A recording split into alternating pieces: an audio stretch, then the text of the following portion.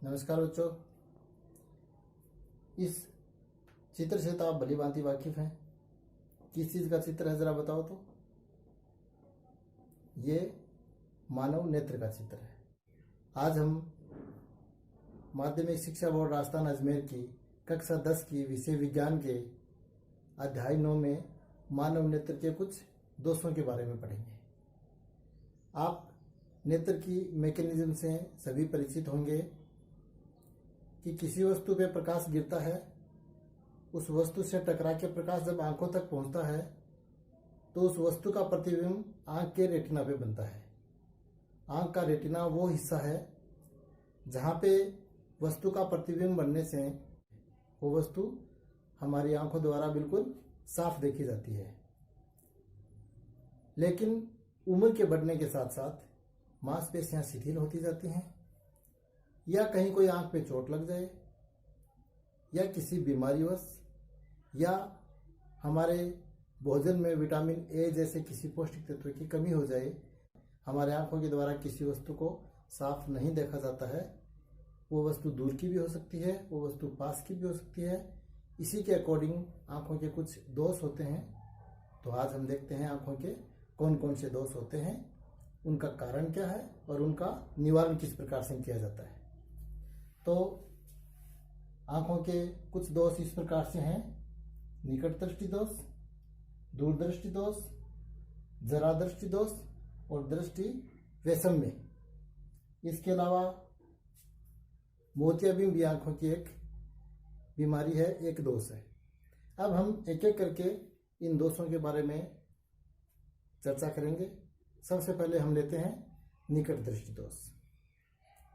पहले बच्चों, निकट दृष्टि दोष में क्या होता है?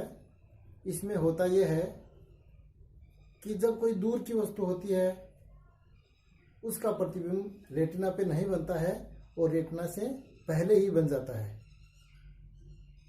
इस स्थिति में दूर की वस्तु मनुष्य की आंखों के द्वारा साफ दिखाई नहीं देती है, इसलिए इसे निकट दृष्टि दोष कहते हैं।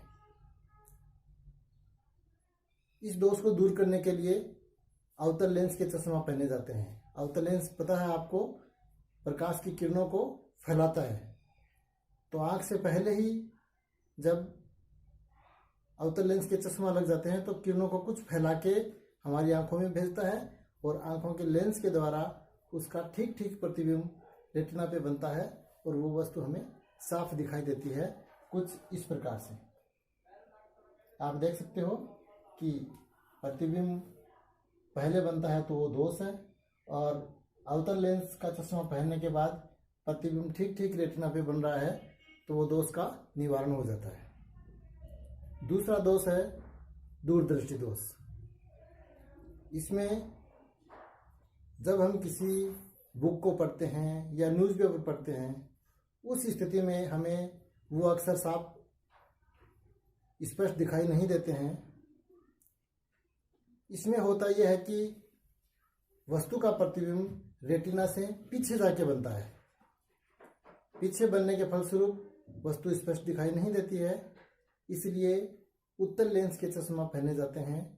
और इस प्रकार के चश्मा पहनने से वस्तु का ठीक ठीक प्रतिबिंब रेटिना पे बनता है और वो स्पष्ट दिखाई देने लग जाती है। कुछ इस प्रकार से देखो, वस्तु का प्रतिबिंब रेटिना के पीछे बन रहा है तो वस्तु स्पष्ट दिखाई नहीं देगी, ये नेत्र का दोष है। और उत्तल लेंस के चश्मा पहनने से वस्तु का प्रतिबिंब ठीक रेटिना पे बन रहा है तो ये दोष का निवारण है। इसके अलावा जरा दृष्टि दोष होता है।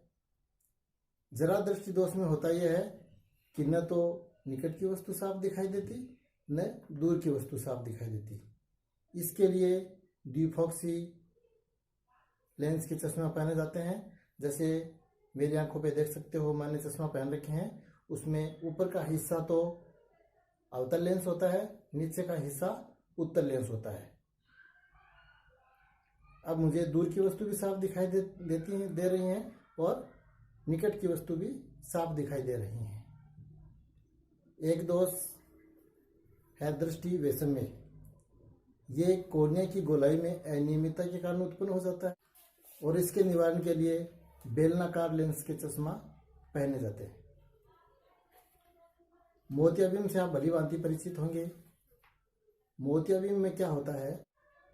मोतियाबिंद में मानव के आंख में जो लेंस होता है, आपको पता है कि उत्तल प्रकार का लेंस होता है, उस लेंस में धुंधलापन आ जाता है, यूं कहें तो उसकी पारदर्शिता घट जाती है। उस स्थिति में वस्तु से टकरा के प्रकाश पूर्ण रूप से आंख के अंदर नहीं जा पाता है और वस्तु इस पर दिखाई नहीं देती।